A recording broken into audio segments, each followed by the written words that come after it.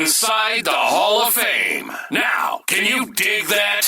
And we got a special deal for our listeners. Try Blue Chew absolutely free when you use promo code Booker at your checkout. Just pay $5 for shipping, man. That's BlueChew.com. Use promo code Booker to receive your first month absolutely free. Visit BlueChew.com for more details and important safety information. And, we want to thank Blue Chew for sponsoring the Hall of Fame podcast. Chew it and do it. Man, let's get the elephant out of the room, man. We got to talk about it. Ace Steel.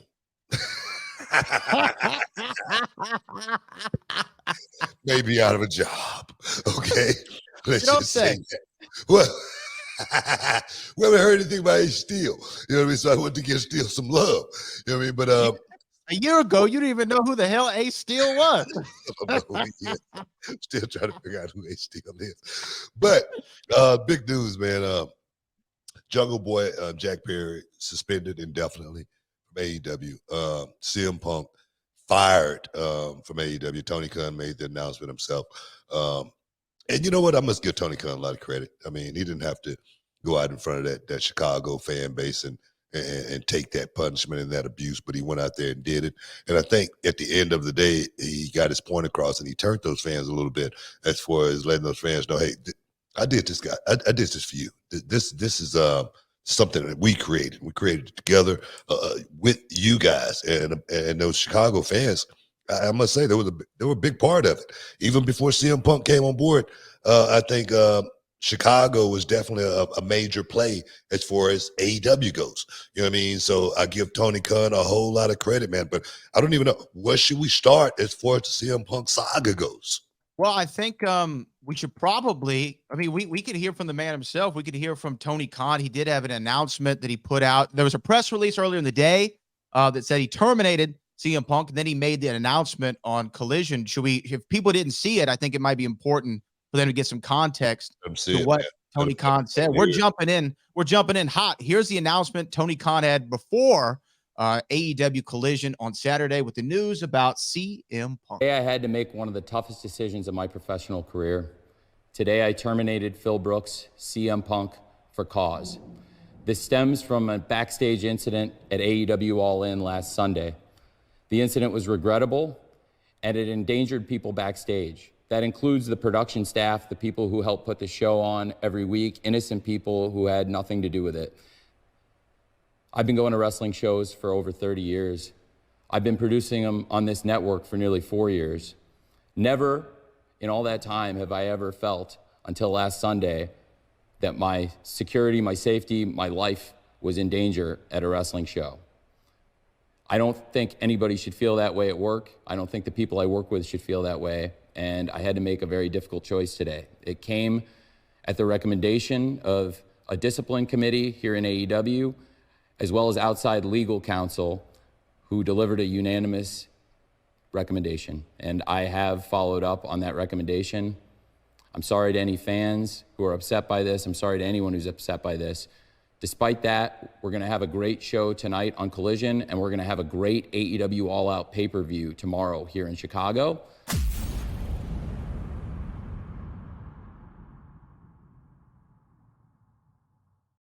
Well, there you had it. Those are the words from Tony Khan saying that, after the altercation, which has, by the way, the altercation at All In has taken new forms. There was talks of several people were there.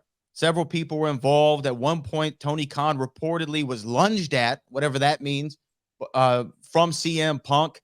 And he even said in that announcement right there, he felt like his safety was compromised. He felt like he was in danger and people who worked there were in danger.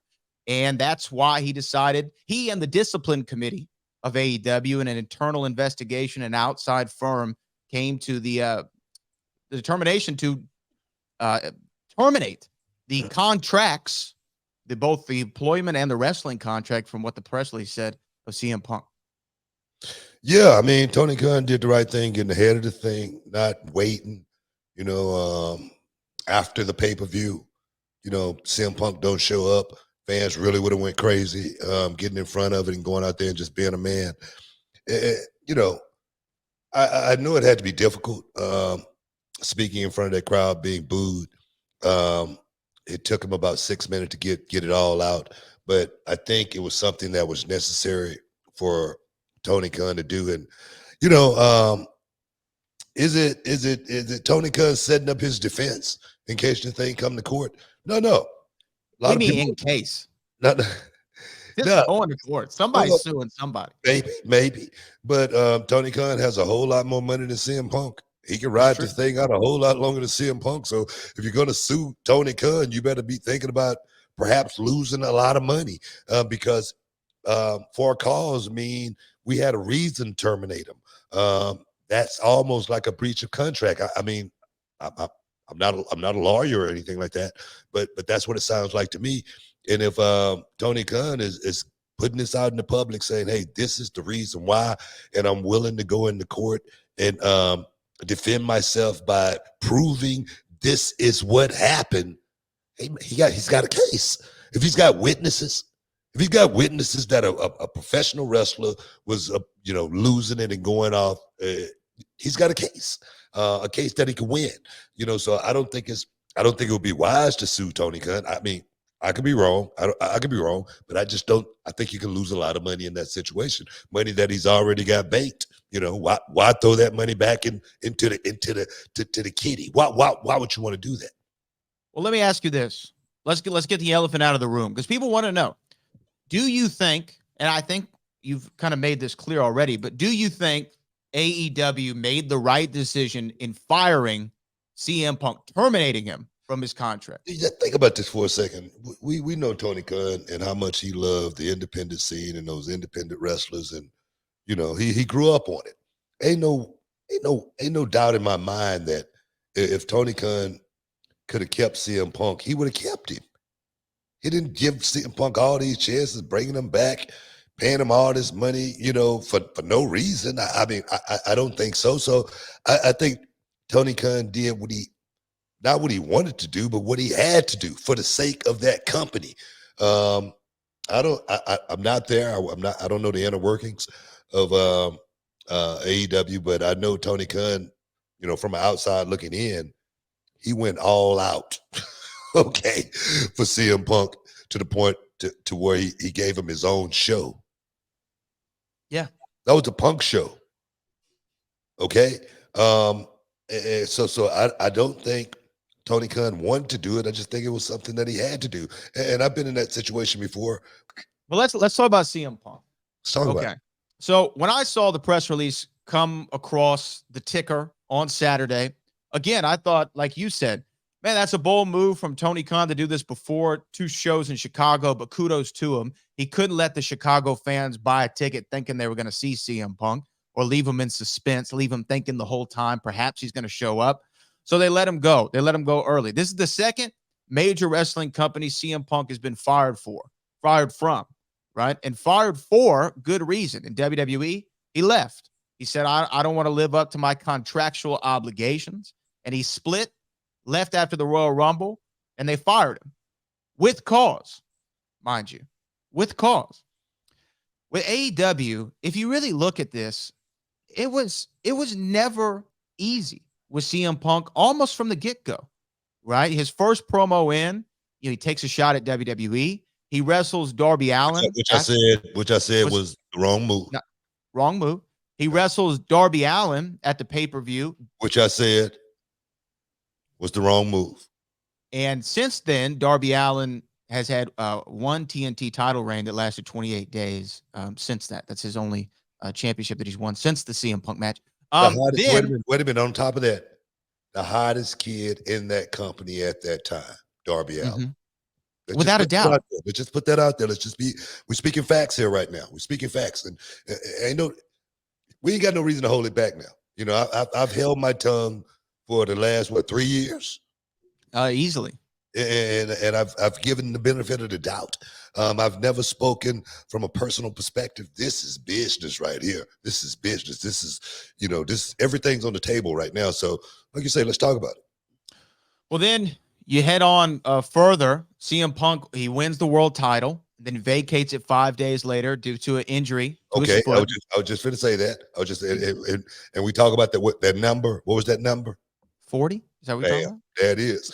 That is. When you get to that number, things change. You're not as quick as you used to be. You have lost a step. Whether you realize it or want to believe it or not, you have. But here nor there, the fans still love you. Keep it rolling. Yeah, I think though that at this moment, after the first injury where he had to where he had the world title and then had to step away for a few months. Wait a minute. How did he get hurt?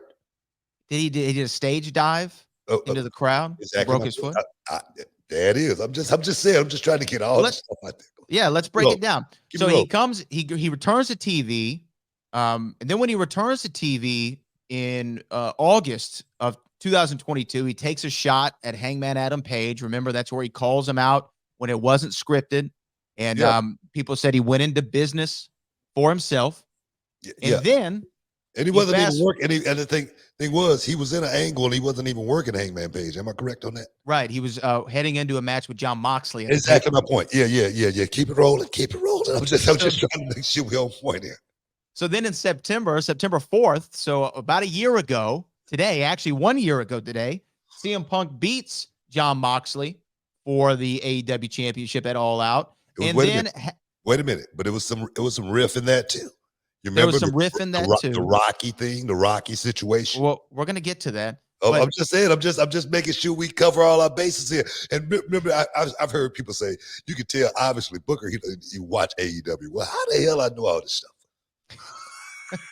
So even though I don't watch it, but at that same show, after he beats Moxley, this is when it all really goes to hell in a handbasket. This is when he has the meltdown on the press scrum where he asks, Nick Hausman, how you've hanging out with Colt Cabana, and then he goes off about Colt Cabana and his mom and his mom's bank account and all the stuff. Let me tell you right now, I do know this, and I'm just put it out there that I could be wrong. I could be 100% wrong, but I'm almost sure I'm probably right on this. Colt Cabana and CM Punk had a pretty tight relationship. They were best friends. So I would almost be willing to say, that CM Punk has met Colt Cabana's mom. Yes. They may have broken bread. He may have, sit in the house and, made small talk, whatever. You know what I mean? Right. So to have a problem with Colt Cabana and bring his mom up by name, it's a no. Just go to show you that's a classless move. That's a classless individual. You bring up my mom, man. You can say whatever you want. I mean, it's like the old rule, right? Like, say whatever you want about me, but you don't bring up my mother. You don't bring up my wife. I mean, those like the two things that are off limits. It was just a low blow. I mean, because the thing is, CM Punk is he's a rich guy. He's got a lot of money. Got money. Colt Cabana is a guy who, there again, he may have been living with his mom. He's not a guy that's a rich guy. He hasn't had the breaks that CM Punk has had in his business. He just hasn't. You know what I mean? So to belittle him and to try to throw it in his face, it was a classless move. Yeah, trash. That's a trashy move right there. Big time. And people can say what they want to say, but you ain't gonna hear me talking about somebody's mama, especially if I met him. You know what I mean? That's just my route. I might got this wrong. I think that his Colt's mother's name was Marcia, and that hits me directly. That's my mom's name. That's your mother-in-law's name, right? Like you don't bring that hit me a different way when I heard that. Now after he loses his mind and calls the Elite a bunch of babies that couldn't manage a target. This is in front of Tony Khan, by the way. He goes to the back after he says, if you have a problem with me, come see me. Well, the people he was talking about come and see him, and All Out turns to Brawl Out. And then CM Punk also tore his tricep in that same match or in the altercation, whatever you want to believe. He was off television for a very long time. Now, in March of 2023, that's when he posted a social media thing about John Moxley, calling him a liar, talking about the Rocky III idea. He said Chris Jericho was a stooge in that same social media post, if you remember that. We covered that on the show. I remember that, yes. And then 3 months later, he comes back to Collision. 2 months after that, goes off script on Hangman again. texted him and apologized. This is the same time that he banned Christopher Daniels, who's the head of talent relations, from the building. And last weekend, the all-in, which they're now calling Brawl In incident with Jungle Boy Jack Perry, leading to his termination just 2 days ago. So tumultuous times for CM Punk. Tumultuous times. It was not an easy 2 years. And you know what? John Moxley at one point said, CM Punk, look at him now. He's not going to be around much longer. Fragile mind, fragile ego, fragile body. That's what he said in a promo. Who said that? John Moxley. He said that in a promo. Wow. And kind of prophetic, wasn't it? Hey, bro. Always said it. I tell my students this, and it's true, 100%. Can't make it in the locker room. You have no chance at making it in the ring. It's just the way it is. That's pretty much in all sports across the board. Can't make it in the locker room. You're going to have a problem with the boys sooner or later, because the boys pretty much run it, the locker room, whether you believe that or not. The boss was never in our locker room policing the locker room. Never, not once.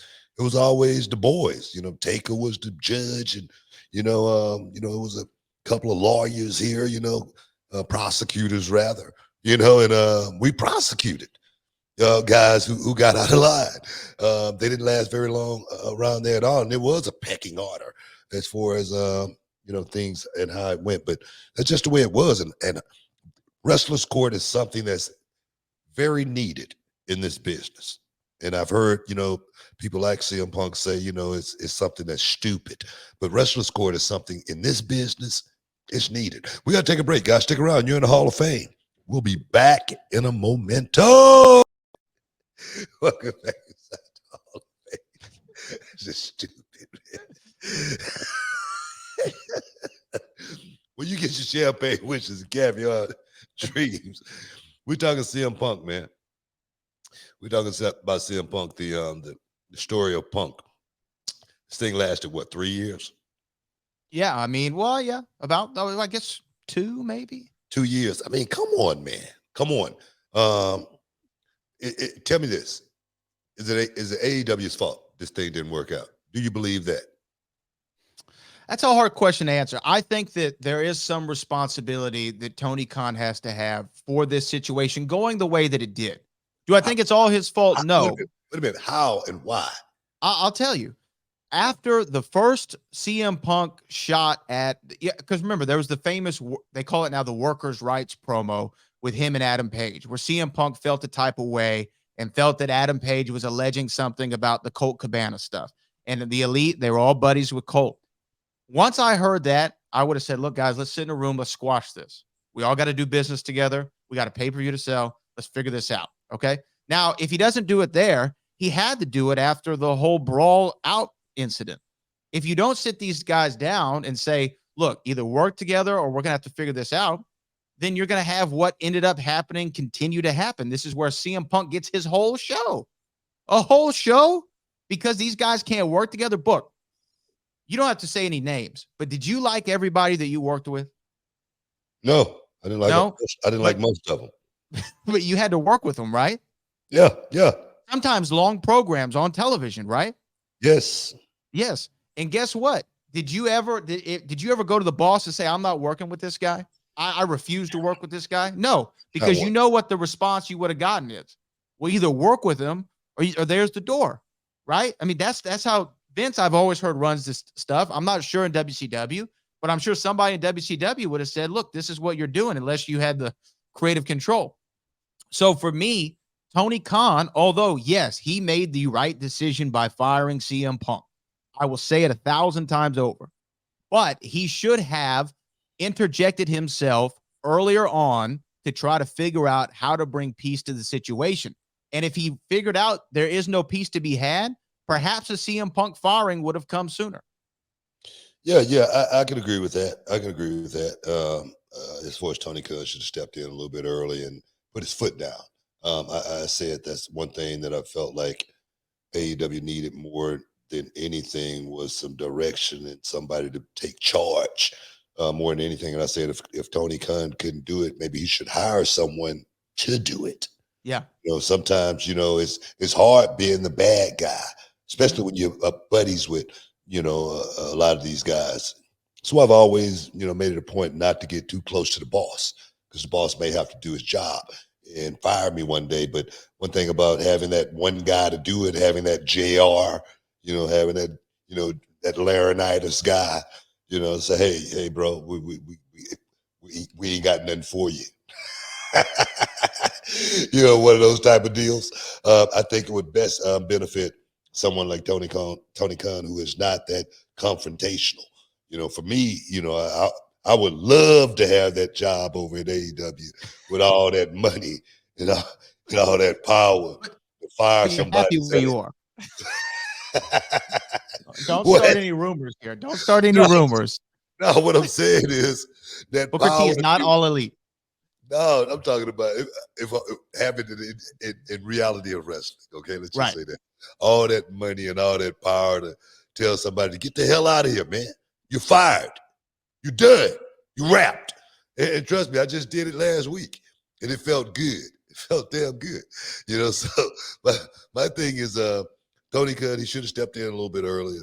But I go back to my first point that I think that was more relevant, more valid than anything that CM Punk, when he came into that company, he had a chance to really go out there and let those guys know what this thing is really all about and show some real leadership and, get those soldiers behind him. Because for me, knowing how this business is right now in today's world, looking at guys like the Young Bucks, guys like Kenny Omega, Hangman Page, and those guys, they feel like they've created their own thing. They feel like they've built their own careers.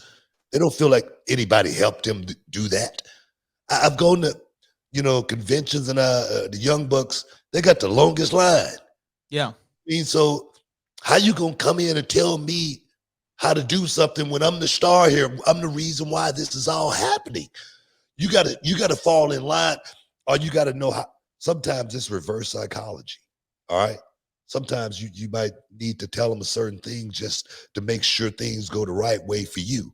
But if you just come in and pushing, sometimes you're going to get some resistance and somebody's going to push back. And I really feel like that's what happened in this situation right here. I know a lot of the blame go to the Young Bucks, and Kenny Omega and the EVPs. But who created that thing? Yeah. Would it be a AEW without the Young Bucks, Hangman Page, and Kenny Omega, along with Cody Rhodes? Okay, would it be an AEW? Absolutely not. Come on, man. So let's just speak facts here. People can say, CM Punk was the biggest star, which CM Punk on paper. Major star. No, on paper, CM Punk was the biggest star. On paper. Mm-hmm. But them young guys ain't looking at things from a on paper perspective because they feel like they are just as big as CM Punk. And the thing is, I'm speaking from experience. Speaking from experience as far as, being that young guy in the locker room and, these old guys coming in. Don't think when all those old guys was coming in WCW, I didn't feel I wasn't in a position to say anything about it. You know what I mean? Plus, I was making enough money to shut up. You don't look a gift horse in the mouth. You take it bad. You're wrong. So I get it, but things are changed now. Things are different now. And that's just fact. Well, look, when CM Punk left. Let's talk about this for a second. Okay. What do you think about Jungle Boy being terminated indefinitely? Suspended. Well, yes. Suspended indefinitely. Right call. That sounds like terminated, right? Pretty much. Well, no, it just sounds like you're on ice until we say you're not on ice. It's the right call. I mean, it's the right call. I think. And you know what? Like when Brawl Out happened, the Elite all got suspended for a certain amount of time. Even though they're executive vice presidents, they still got the same wrath. I think that that's the right thing to do, to try to weed this out and not allow any more confrontations to occur. Because if he didn't get punished, then people are gonna be like, oh, well, I can run up on somebody too. Well, I'm gonna tell you right now. Of course, this hurts CM Punk, but this could be a death blow to Jack Perry's career. How so? That out of sight, out of mind. Then when he come back, how much have they really missed him? His worth is going to be immediately put right out there on Front Street as far as, do these people really care about you or not? It's going to be interesting to see. I know next time they work, it's going to be very interesting. Yes. I know next time they work Chicago, he's going to get one hell of a reaction. Yes. He's going to have to turn heel. He's going to get a hell of a reaction. This is what I wanted to say, though, about Punk. And I know we have a bunch of super chats that we're going to answer about CM Punk. Trust me. I mean, we have more to talk about than just CM Punk. And we appreciate everybody watching live around the world right now. This is what I want to say. When he left WWE, for better or for worse, is looked at by a certain contingent online as the evil empire. For better or for worse, that's what they kind of look at it. Vince in the gang. And when he left, people looked at him like a martyr. He did things for the right reasons. He walked out to try to make this place better, right? And in those 7 years almost that he was away, guess what? They still echoed in arenas. Chants of CM Punk, CM Punk, CM Punk. He came back at Rampage at the United Center for the first dance is what they called it. Incredible reaction. What were the fans chanting? CM Punk, CM Punk, CM Punk. And now we see where he is now. And I'm reminded of the movie The Dark Knight. You remember The Dark Knight? With Heath Ledger and Christian Bale. Mm-hmm. There's the famous line from the movie where Harvey Dent is sitting there talking to Bruce Wayne and talking about doing what's right for the city, talking about Batman and all that. And he says, you either die a hero or you live long enough to see yourself become the villain, right? And that is exactly what I thought of when I saw what happened with CM Punk. He lived long enough to see himself become the villain. And no more are we going to hear those crowds chanting CM Punk, because he came back, he had a second chance in this business, and he showed everybody who he always was. And when someone shows you who they are, what are you supposed to do, Book? Believe them. You're supposed to believe them. Yeah. And so when he runs up on people backstage, when he runs up on Nick Nemeth, when he runs up on Chris Daniels, tells him to get the hell out of here, when he runs up on Jungle Boy, when he runs up on the Elite, hell, there was a report that came out today that he ran up on William Regal. Man, William Regal. Give me that story. Give me that story again. Well, it was, and I know we have to go to. I'll take a quick break here in about 30 seconds. But it was the debut of William Regal at Revolution, and he ran up on William Regal and told him that he doesn't trust him and he doesn't like him and he's nothing but a stooge for Triple H. Man, I don't know how true that story is, but I can tell you right now, man, I wish he would have did that about 10, 15 years ago with William Regal. You talking about it? Oh my God, man. That we'll be talking about that for a long, long time, man. But I you know what? I can believe that. I'm not surprised. I'm not surprised at all. Hey guys, stick around. You're in the Hall of Fame. We'll be back in a minute. For full episodes of the Hall of Fame podcast, subscribe on your favorite podcast app.